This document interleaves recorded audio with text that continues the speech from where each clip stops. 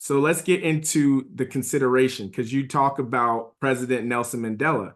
What was Yes. that like meeting and the interaction there? So I even have it where I'm sitting now. I have Mandela.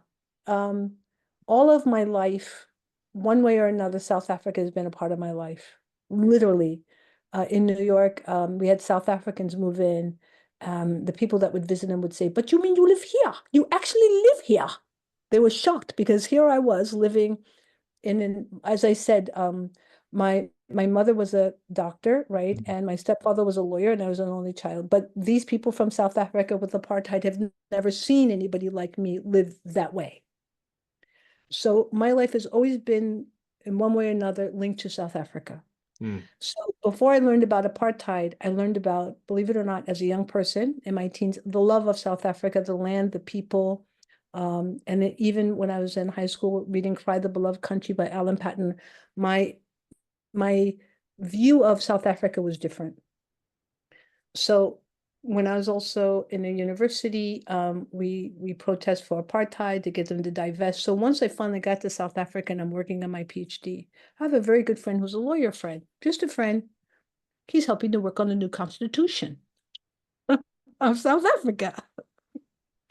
And we're talking, and he actually asked me. So he said, would you like to go meet President Nelson Mandela? Now, this is before, by the way, he's president, but he's not sworn in yet.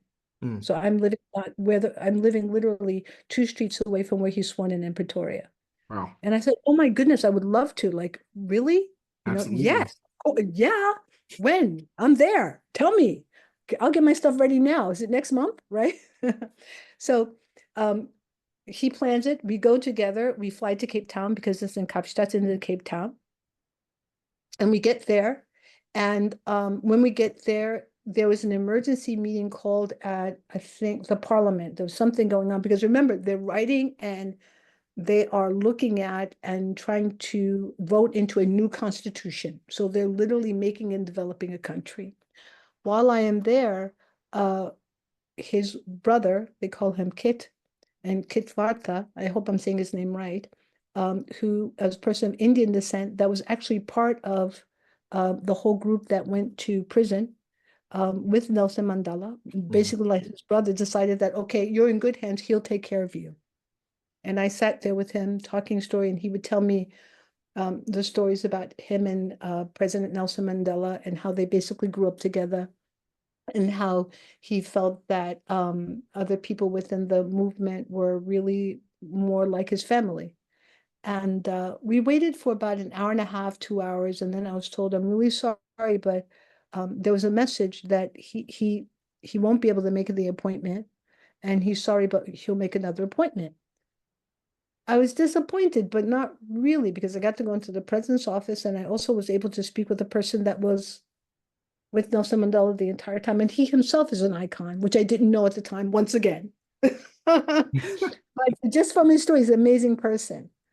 I go back to Pretoria, and my very good friend, who is a lawyer, who's working for the Constitution, building the Constitution, writing the Constitution, constitutional lawyer, comes back with a signed picture. Dear Rosita, my mother calls me Rosita, Rosita King, best wishes, Mandiba. And I'm shocked because I'm thinking, I was just an appointment in a book. Right. You don't know me. I'm not the daughter of anybody important. I'm not related to anybody important. I myself am not important. But let me understand this. You were building a country, so you couldn't have an appointment with me and you feel bad about that? Or you feel somehow that you owe me something? So you sign a photo with my name on it and give it to the lawyer to bring back to me and say that you're going to make another appointment with me? Wow. Pardon? I didn't get to see President Nelson Mandela, but I got to feel the gifts of President Nelson Mandela. And it's not just because he signed a photo, it's because he thought of me, he remembered me, he considered me, he considered me important enough to do it. I have to tell you what's strange about this photo. I've never seen this photo before. until I went to the Smithsonian last year. I went on a vacation to Washington, D.C. to see all the sites. And I went to the Smithsonian, and there was that picture, the same picture that I had that he Wow. signed. And I thought, I know that picture. And I felt bad because then I say, this was a legitimate picture. I know that picture. So within the book is the signed picture that he made for me and also that picture. So with these stories are also some things that show that these people really are real, either photos with them or things with them to show, no, this really did happen. Not a Yes. figment of my imagination, but these blessings did occur.